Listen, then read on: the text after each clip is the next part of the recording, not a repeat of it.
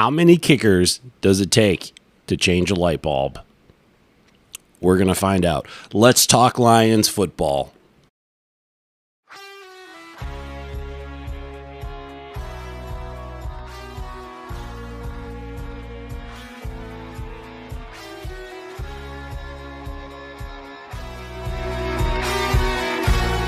Elbow, forearm, he's going to be down. The result of the play is a touchdown. And the flag that was thrown on this was picked up.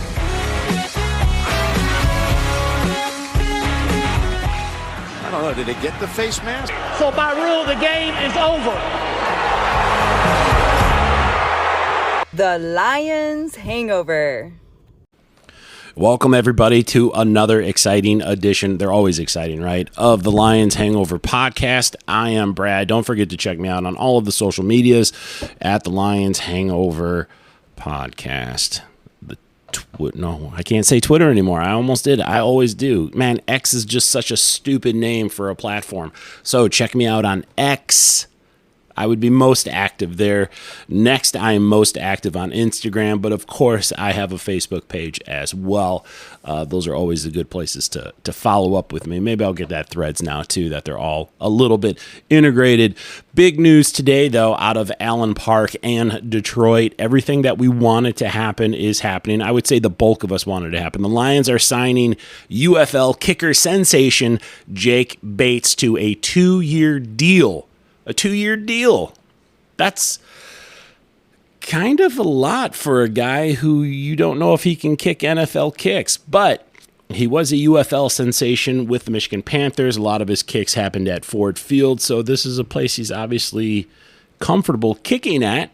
He has the record for the longest UFL kick with 64 yards. And those 64 yards are the same as an NFL yard. So yeah, let's do it. I've got a little breakdown sheet of all of the 3 kickers on the Lions roster currently, unless something has happened since they announced that they were signing Jake Bates. Let's go with, let's go with seniority. So we will start with Michael Badgley first. Of course, Michael Badgley has spent the last 2 years on the Detroit Lions roster.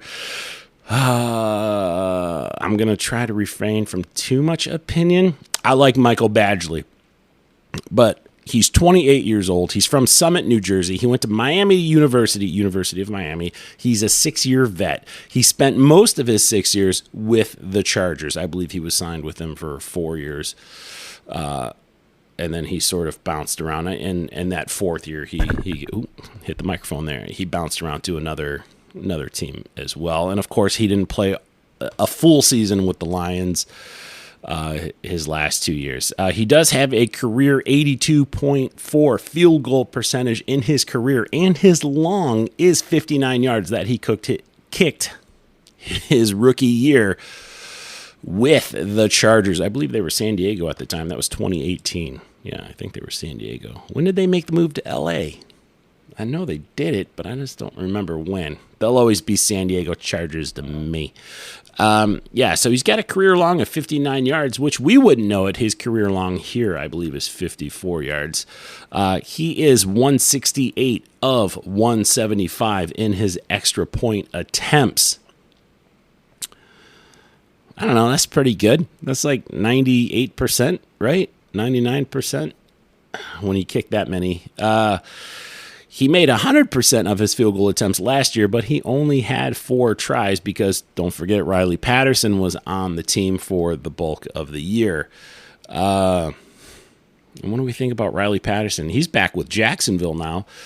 Of course, he's just been, we gave up draft picks for Riley Patterson. I'm really I'd rather have just burned money and not draft picks because you never know.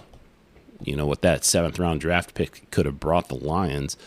Brock Purdy's out there, and you can't say that he wasn't worth a 7th-round draft pick.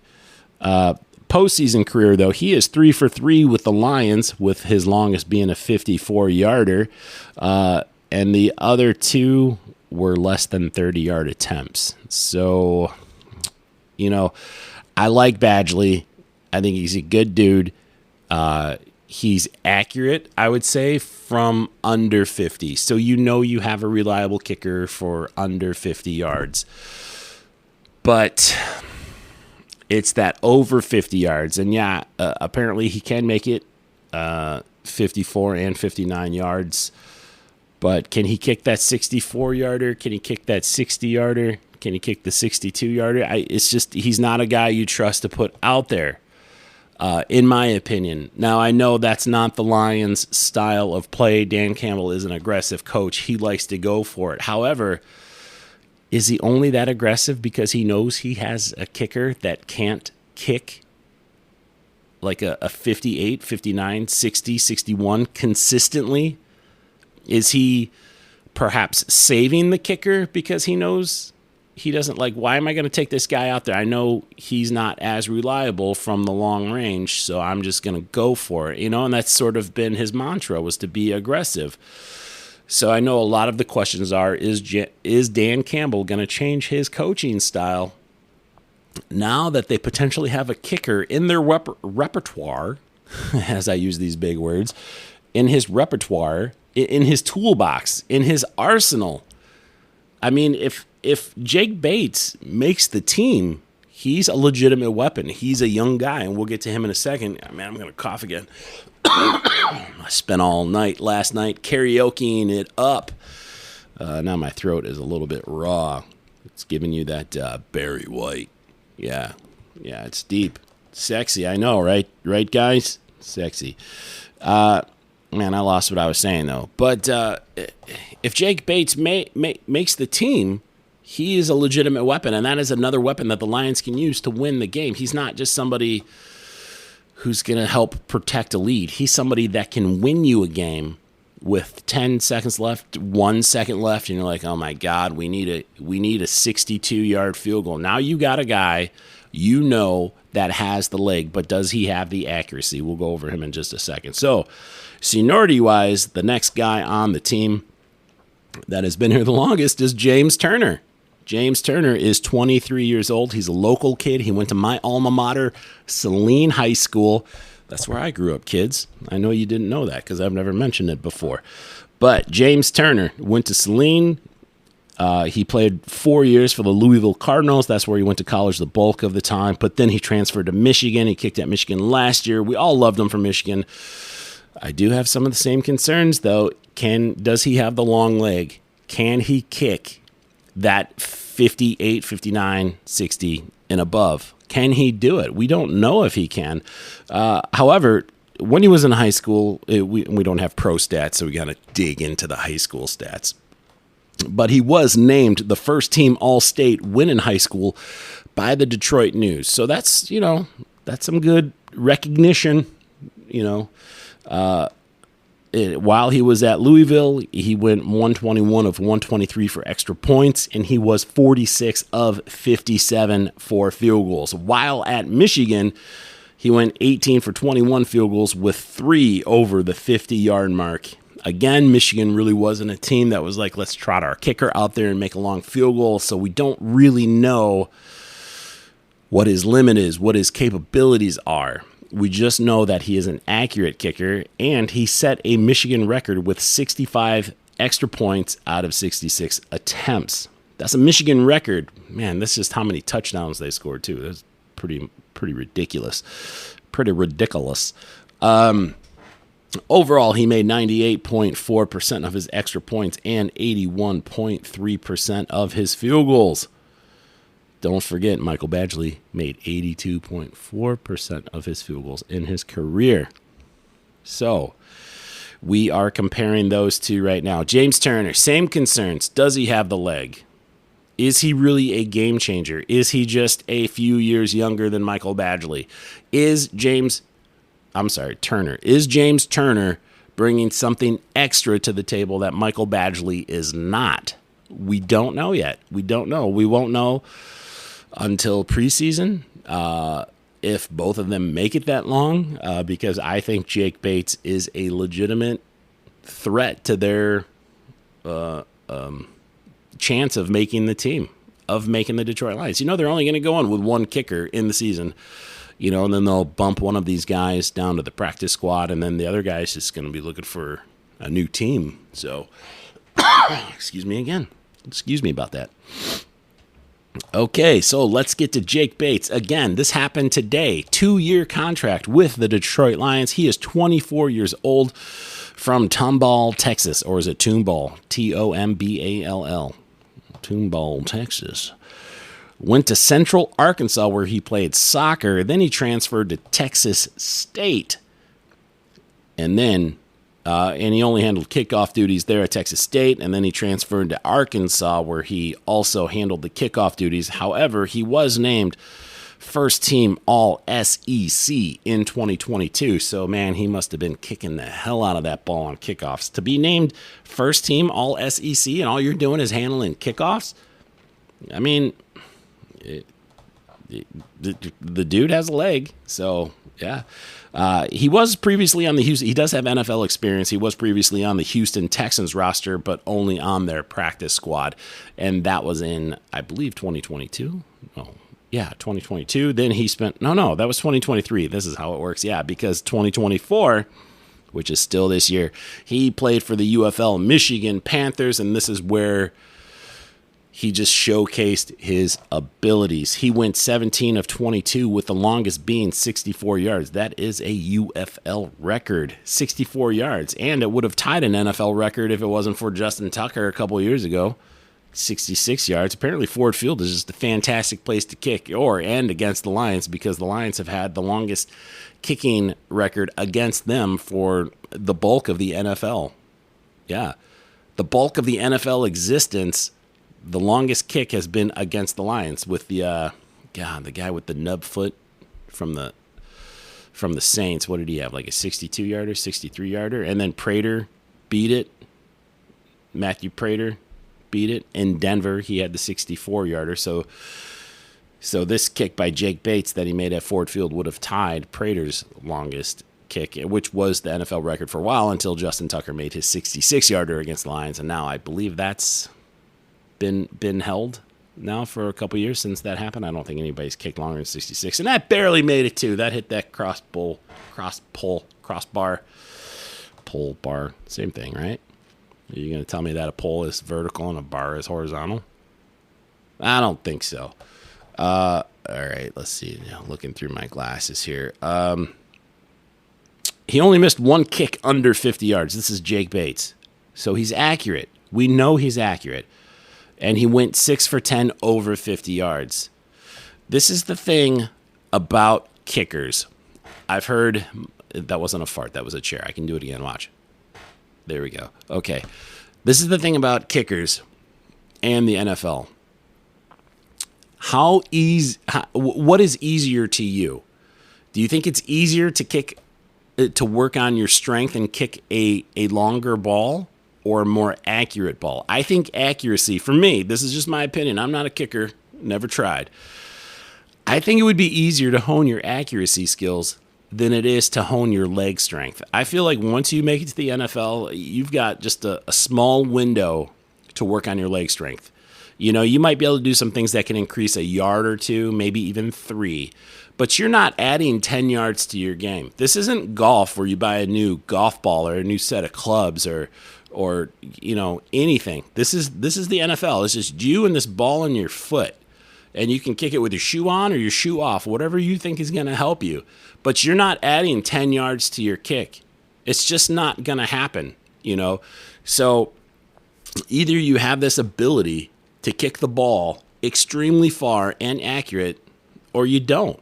And I'm not sure Michael Badgley, and I'm not sure James Turner, who I like both of those guys. And, if they make it, then that means that the Lions have made the right choice, and that means that they are the best kicker, and I trust them. But based off of what I've seen the last couple years in Detroit with Badgley, in last year with Michigan, there's nothing sexy about James Turner and his mustache, or Michael Badgley in his curly locks, his wavy locks of brown, pure goodness.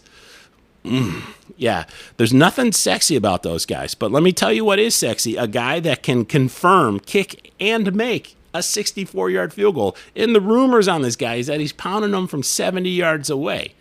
That is sexy. And with that, even though he went 6 for 10 over 50, that's pretty respectable. I think he can probably get that to 8 out of 10. And how many of those, and I didn't have the stats, but how many of those that he missed over 50 yards were actually over 60 yards? Like, how many times is this guy attempting 60-plus yard field goals? Is 60 yards the new 50 yards? Is this like, older people, where like 40's the new 30, that sort of thing? Like, is 60 the new standard for kickers? I just see a lot of potential. I see a lot of excitement. I see accuracy under 50. So I don't think he's going to hurt you. I think if you bring Jake Bates in, I guess this is a campaign for Jake Bates to be the kicker, and I believe in competition. Let them fight it out. It's good for everybody. And it's, most of all, it's good for the Lions. It's only going to hurt one guy because only one guy is probably going to get cut. The other one's going to go to the practice squad, like we said. I just, there's a whole lot of sexiness to this Jake Bates guy. He's young. If he makes his team and he can work on that, and I don't even think he's inaccurate. I think 60% over 50 yards is decent, and that's probably a high 52, like 58, 59 yards. So I think there were a few other teams interested in him. I know the Packers wanted him. I even heard the Ravens wanted this guy. Why? They've got Tucker. Are they afraid they're going to have to pay him? Maybe it was a move for the future, for the salary cap for the Ravens. But I don't know. You got one of the best kickers in the league. You got to pay that guy. He's won so many games for you, I don't remember Tucker ever having a bad game. I don't. I'm sure he's probably been off, but yeah, that dude, he's right now the best kicker in the league. But the Lions have a chance to get maybe the next best kicker in the league. This dude is young. You can mold him. He can work on accuracy from the long range. He might even be able to add 3 to 5 yards in his range. How freaking unbelievable would that be if the Lions actually hold the longest field goal record, I don't think I would love. In a way, I feel bad for any kicker that the Lions have because the Lions don't use kickers because of their aggressive play-calling nature. However, this is like that insurance policy. This guy, you keep him fresh, you jot him out there anytime you need. Hey, maybe he can even throw the ball, and you can pull off a few fake field goal kicks. Who knows? But he's young, and you have an opportunity. I mean, I would love to say Prater, but the Lions really had it easy with Eddie Murray and Jason Hanson for 30 years or more. They never had to worry about a kicker. They had Mr. Automatic for a good 30 years. And Prater was amazing, but there was a couple years. There was like 2-year gap between Hanson and Prater. So I don't want to say, like 38 years or anything like that. But the Lions have a chance now. This guy's young. They could establish, kickers kick until they're like 42. They could establish another 18 years of not having to worry about who your freaking kicker is because the Lions have had, 20, 25 kickers in the last 3 years. Since Prater has left, the beginning of the Brad Holmes and Dan Campbell era, they have not had a steady kicker. And that's part of where I think the aggressive play calling comes from. Because they know they don't have a kicker. And I would love the carousel to stop. Just throw a kicker. We're all excited about Jake Bates. We're all excited about him. But again, competition is great. So give Badgley, give James Turner a shot. Just work them all out against each other. And I'm excited to find out what happens. I'm curious to know what you guys think. Feel free to leave a comment, subscribe, rate. Anyway, I think that's it. I don't know how much more I can ramble about kickers. I just did a 20-minute episode on kickers. This is probably the most in-depth podcast about kickers that you guys have probably listened to. 20 minutes straight on kicking talk. I think that's it, though. Thanks for listening. Thanks for subscribing. Thanks for rating. Man, I'm happy to get this one out. This happened today. All right. Go Lions. I will talk to you guys in a little bit. Have a good one. That was still the chair.